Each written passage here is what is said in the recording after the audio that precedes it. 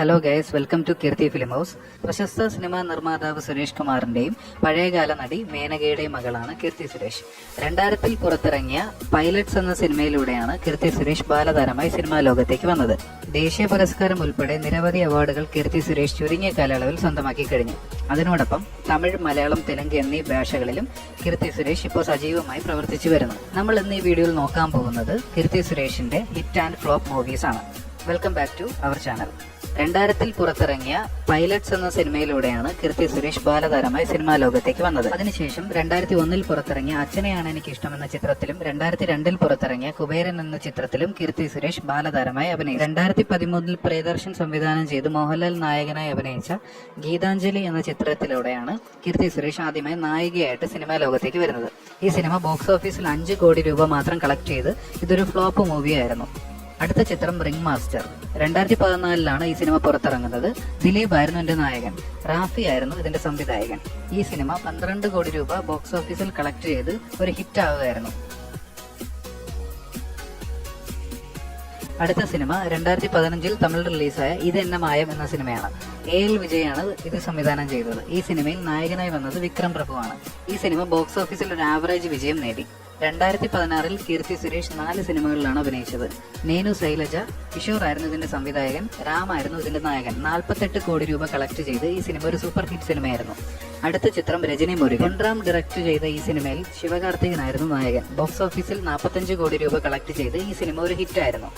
അടുത്ത സിനിമ തുടരി. പ്രഭു Solomon direct ചെയ്ത് ധനുഷ് നായകനായി അഭിനയിച്ച സിനിമ 15 കോടി രൂപ മാത്രം കളക്ട് ചെയ്ത് ഈ സിനിമ ബോക്സ് ഓഫീസിൽ പരാജയപ്പെട്ടു. അടുത്ത ചിത്രം റെമോ. ഭാഗ്യരാജ് കണ്ണനായിരുന്നു ഇതിന്റെ സംവിധായകൻ, ശിവകാർത്തികനായിരുന്നു നായകൻ. ബോക്സ് ഓഫീസിൽ 76 കോടി രൂപ കളക്ട് ചെയ്ത് ഈ സിനിമ ഒരു സൂപ്പർ ഹിറ്റ് സിനിമയായിരുന്നു. 2017 കീർത്തി സുരേഷ് 3 ചിത്രങ്ങളിലായിരുന്നു അഭിനയിച്ചത്. ആദ്യത്തേത് ഭൈരവ. ഭരതനായിരുന്നു ഇതിന്റെ സംവിധായകൻ, വിജയ് ആയിരുന്നു നായകൻ. 111 കോടി രൂപ കളക്ട് ചെയ്ത് ഇതൊരു ഹിറ്റ് സിനിമയായിരുന്നു. അടുത്ത ചിത്രം പാമ്പ് സേട്ടൈ. ആദം ദാസനായിരുന്നു ഇതിന്റെ സംവിധായകൻ, ബോബി സിംഹ ആയിരുന്നു നായകൻ. ഇതൊരു ഫ്ലോപ്പ് മൂവിയായിരുന്നു. അടുത്ത സിനിമ നേനു ലോക്കൽ.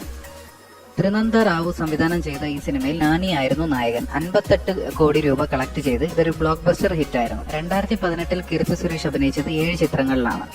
ആദ്യത്തെ സിനിമ അജ്ഞാതവാസി.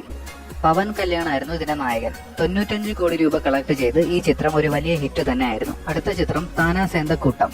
സൂര്യനായകനായ ഈ ചിത്രം വിഘ്നേഷ് ശിവനാണ് സംവിധാനം ചെയ്തത്. 95 കോടി രൂപ കളക്ട് ചെയ്ത് ഈ സിനിമ ബ്ലോക്ക് ബസ്റ്റർ ഹിറ്റായി. അടുത്ത ചിത്രം തെലുങ്കിൽ റിലീസായ മഹാനദി. ദുൽഖർ സൽമാൻ നായകനായ ഈ ചിത്രം 85 കോടി രൂപ കളക്ട് ചെയ്ത് ബ്ലോക്ക് ബസ്റ്റർ ഹിറ്റായി. അടുത്ത ചിത്രം സീമരാജ. പൊൻറാമാണ് ഇതിന്റെ ഡയറക്ടർ. ശിവകാർത്തികേയൻ നായകനായ ചിത്രത്തിൽ സമന്തയായിരുന്നു നായിക. കീർത്തി സുരേഷ് ഇതിലൊരു ഗസ്റ്റ് റോളിൽ വന്നിട്ടുണ്ടായിരുന്നു. 57 കോടി രൂപ കളക്ട് ചെയ്ത് ഈ സിനിമ ബോക്സ് ഓഫീസിൽ സൂപ്പർ ഹിറ്റ് മൂവിയായി. അടുത്ത സിനിമ സാമി സ്ക്വയർ. ഹരി സംവിധാനം ചെയ്ത ഈ സിനിമയിൽ വിക്രമായിരുന്നു നായകൻ. 52 കോടി രൂപ കളക്ട് ചെയ്ത ഈ സിനിമ ബോക്സ് ഓഫീസിൽ ഒരു ഫ്ലോപ്പ് ആയിരുന്നു. അടുത്ത ചിത്രം സണ്ടക്കോഴി 2. N ലിംഗുസ്വാമി സംവിധാനം ചെയ്ത് വിശാൽ നായകനായ സിനിമ ബോക്സ് ഓഫീസിൽ 30 കോടി രൂപ കളക്ട് ചെയ്ത് ഒരു ആവറേജ് ഹിറ്റാണ്. അടുത്ത സിനിമ സർക്കാർ. AR മുരുകദാസ് ആയിരുന്നു ഇതിന്റെ ഡയറക്ടർ, വിജയ് ആയിരുന്നു നായകൻ. 200 കോടി കളക്ട് ചെയ്ത് ഈ സിനിമ ഒരു ബ്ലോക്ക് ബസ്റ്റർ സിനിമയായിരുന്നു. 2021 കീർത്തി സുരേഷ് 4 ചിത്രങ്ങളിലാണ് അഭിനയിച്ചത്. ആദ്യത്തെ സിനിമ അന്നാത്തെ എന്ന രജനീകാന്ത് ചിത്രമാണ്. ബോക്സ് ഓഫീസ് കളക്ഷൻ 250 കോടി. 2022 പുറത്തിറങ്ങിയ ചിത്രമാണ് വാശി. ടൊവിനോ ആയിരുന്നു ഈ സിനിമയുടെ നായകൻ. ബോക്സ് ഓഫീസിൽ ഇതൊരു ഫ്ലോപ്പ് സിനിമ തന്നെ ആയിരുന്നു. 2023 ദശര എന്ന ചിത്രമാണ് കീർത്തി സുരേഷ് അഭിനയിച്ചത്. നാനിയാണ് ചിത്രത്തിലെ നായകൻ, ശ്രീകാന്താണ് ഇതിന്റെ സംവിധായകൻ. ഇതൊരു ഹിറ്റ് സിനിമയാണ്. ഈ വീഡിയോ നിങ്ങൾക്ക് ഇഷ്ടമായെങ്കിൽ ഈ ചാനൽ സബ്സ്ക്രൈബ് ചെയ്യാൻ മറക്കരുത്.